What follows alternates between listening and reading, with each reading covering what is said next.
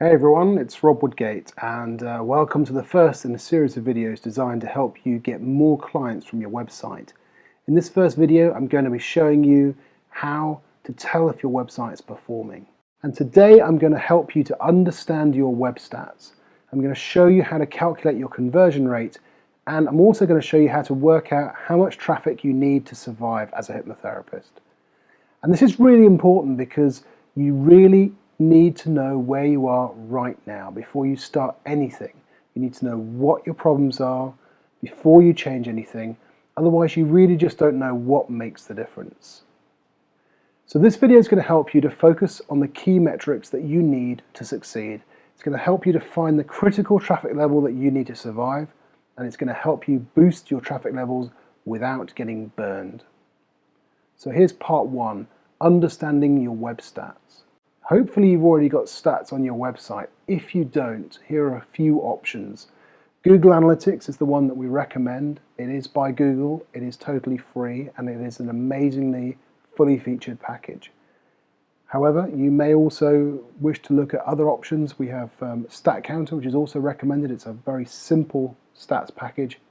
And if you're running on WordPress.com or using WordPress on your own website, then they have a Jetpack plugin which you can use to get stats via WordPress. So quite a few options. In this video I'm going to be showing you screenshots from Google Analytics. So the first screenshot I want to show you is the audience overview. And really here is about understanding the terminology that we're going to be using and that Google uses and other stats packages use. So at its heart, you've got a visitor to your website. Now, Google calls them users. Other packages will call them unique visitors. In this case, you can see that there are 313 users, unique users, who have visited this particular website. Now, a user can come to the website multiple times. They might browse one morning and then go away and then come back again in the evening or the next day. And every time a user comes back to the website, they open up what's called a session. So in a browsing session, they may view 3 or 4 or 5 pages. And each session is recorded individually in the stats package. So the sessions value you see there, 412, will always be higher than the user's value because some of the users have come back multiple times. And within a session, hopefully a user or a visitor will browse one or more of your pages. And you can see there the pages/session value there, 3.5 sessions, shows that on this particular website, on average, in a session, a user browsed just over 3.5 pages. The average session duration also tells you how long a person's been on the website in that session. And the more pages that a user browses and the longer they spend on your website in a session, these are two very key indicators of how engaged your visitors are with your website. If you've only got 1 or 2 page views per session and your sessions are under a minute long, your users aren't very engaged. If you're getting 3, 4, 5, 6 pages per session and session durations of 2 or more minutes, then your users are much more engaged. Now there's a figure here called the bounce rate. You can see here it's given as a percentage of 18.45%. Now what a bounce is when a user visits a single page in a session and that's it. They arrive, see one page and leave. The higher your bounce rate, the more people are arriving, seeing one page and leaving straight away without taking any further action. And generally a high bounce rate is a bad thing to have. You want to try and get your bounce rate as low as possible. And in this series we'll be showing you some ways of engaging your users more so that they browse more than one page of your site. And then the final stat you can see on this particular screen, the 71.84, is the percentage of sessions that were from new users that had never been seen before. So if there had been 313 sessions for 313 users, it would have been 100% new sessions. But because some users came back multiple times, you can see that just over 71% of visitors were brand new visitors and 28.2% were returning visitors. So that gives you a flavor for how these stats work. Now, every stats package works in a very similar way. Sometimes the labels are slightly different. Instead of users, they may say unique visitors. Instead of sessions, they may say visits or something like that. So just in summary, users can have one or more sessions. A session can involve one or more page views of your website. A bounce is a single page view session, which is generally a bad thing.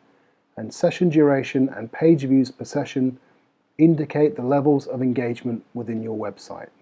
The longer the session, the more page views per session, the more engaged and interested your users are in what is on your website. Now, Google Analytics lets you drill down to really fine detail, and there are loads and loads of screens you can look at.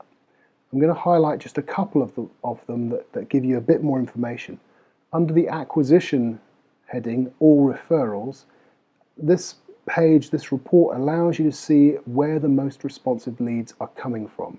So you can see for each individual referring website, whether it's hypnotension.com or National Council for Hypnotherapy or Facebook or Google, you can see for each one of the websites that refers visitors to you the very same information in a finer grained detail that you were able to see on your first screen. So for example here, the box I've highlighted in green shows that the session source number 6 had a 13.79% bounce rate, which is a really nice low bounce rate.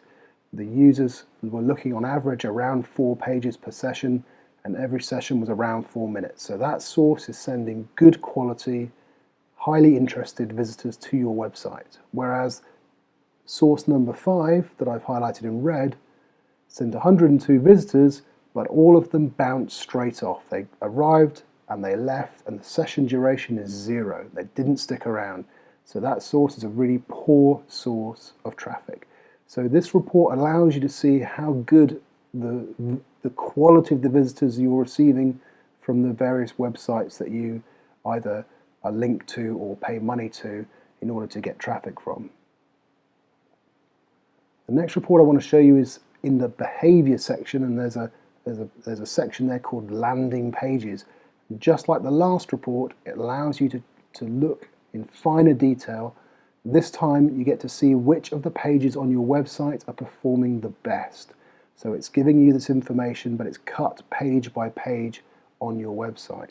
So again, you can see here that page number 5 on this particular website had a 72.22% bounce rate, average of 1.5 pages per session, and the session lasted a minute. So the audience that landed on this page tended not to stick around. 72% of them disappeared straight off again. Only a small percentage, 28% of them, stuck around long enough to view a second page. And even then, their session, they were only on your website for around a minute. So as a landing page, as a first page into your website, people perhaps finding it through Google, or perhaps it's linked off from somewhere else, the users that you're picking up on that page are not engaged. They're not finding what they're looking for, and they're disappearing pretty quickly. So that particular page on the website isn't performing very well, whereas the box that I've highlighted in green shows that although the bounce rate's pretty high, 40% of users disappear straight off, but 60% of the users on that page are sticking around. They're viewing on average 3.78 pages per session, and they're staying on the website for almost 5 minutes.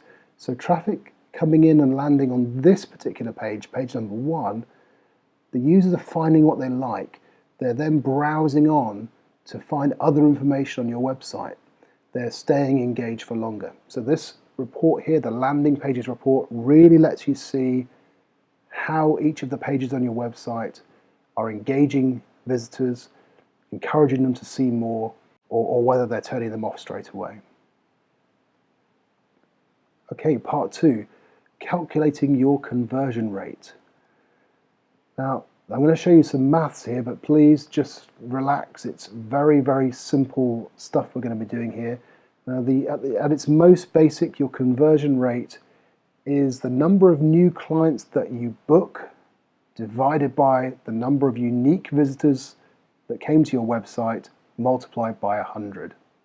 So very simply, what you can do is you can look in your diary for a particular month. You can see how many brand new clients you had booked in that month. Not repeat sessions, but brand new clients that you registered that month and booked in. You then divide it by looking at your web stats against the number of unique users that were on your website that month, and then multiply by 100, and that will give you a conversion rate. In this case, you had 5 new client bookings, 313 visitors on the website that particular month, multiplied by 100 is 1.6% conversion rate. So that's the very simple way of just monitoring how well your website is converting its visitors into bookings. Now there's a slightly more advanced method. So instead of using the number of new client bookings, you actually use the number of leads to calculate the conversion rate for your website. And what we do here is we count all email inquiries and all phone inquiries that came via the website as a lead. And then you can use that figure to calculate how well your website's converting into leads, and then how well you're converting leads into new client bookings. Let me just show you the numbers for that. So first step would be to calculate your website conversion rate. In this case, what you're going to do is count all the emails that you received from your website and all the phone calls that you can attribute to have come from your website, whether or not they turn into bookings. Count them all up together, and let's imagine that one particular month you had a total of 25 email contacts and phone calls that you know came from your website. Well, then again, you divide that by your unique visitors for the month. So we'll use the example we had before of 313, multiply by 100, and that gives you 8%. So your website is converting visitors into leads at the rate of 8%, which will be a pretty good conversion rate. Then you take the number of new client bookings that you actually got and divide that by the leads, and that gives you how well you're converting your leads into customers. So this advanced method, if you find it a little bit confusing, just use the simple method. But if you really want to know whether your website's converting and separate out whether it's converting in isolation from how good you are at speaking to people on the phone or replying to their emails, then this method is really the way you want to go. So in this example, you can see that your website converts 8% of all the visitors into leads, but you only convert 20% of those, 1 in 5, into bookings. So doing nothing on your website, if you were able to boost your conversion rate by talking to people perhaps in a slightly different way, or thinking about the way you engage people on the phone or by email, how quickly you answer the phone, how quickly you respond to your voicemails, you might be able to boost your conversion rate without doing anything to your website. Worth thinking about. Okay, part 3, calculating how much traffic you need to survive. Well, again, a little bit of maths, but it's very simple maths. The visitors that you need to survive are the number of clients that you need in order to live, divided by your conversion rate that we calculated before, multiplied by 100.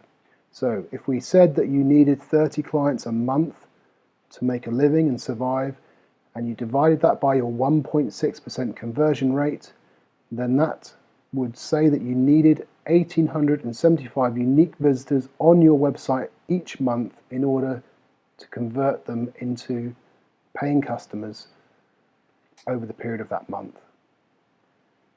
But then that begs the question, how many clients do you need? Well, that's going to be very subjective to each one of you. And it really depends on your circumstances, and you're going to need to take into account things like your personal income needs, the size of your mortgage and your bills and all the rest of it. Any fixed outgoings you have for your business, for example, room rent, how much you charge for each session, because if you charge a lower fee, you're going to need to see more clients than if you charge a higher fee. The average number of sessions that you have a client for, whether it's 2 or 3 or 5 or 6. And then any costs that you can attribute on a per client basis. For example, if there was an advertising source that you used regularly that you knew that for every £100 you spent you got 2 clients, then your average cost per client acquisition would be £50, and you could attribute that to the particular clients rather than as a fixed outgoing, because obviously if things got really tough you could cut some of those expenditures that are per client, whereas your room rent potentially you have to pay regardless of whether you have clients or not. So how do you go about calculating this? Well, the first step is to work out how much a client is worth to you on average. And the maths for that is very simple. It is what you charge per session multiplied by the number of sessions. So if you charge £50 an hour and you see an average of 4 sessions, then a client is worth £200 to you. Take off any cost per client. So if it on average costs you £50 to acquire a client, then your £200 is reduced to £150. Every client that you get is worth £150. So it's useful to know those numbers on average across all of your marketing channels.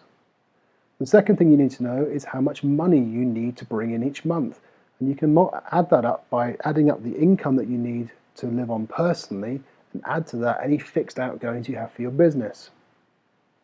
And then so the number of clients you need is the amount of money you need divided by the amount each client will bring you. So if you needed £25,000 a year to cover your fixed outgoings and income, and you are receiving on average a client worth of £230 per client, then you would need to get 108 clients a year, or 9 new clients per month.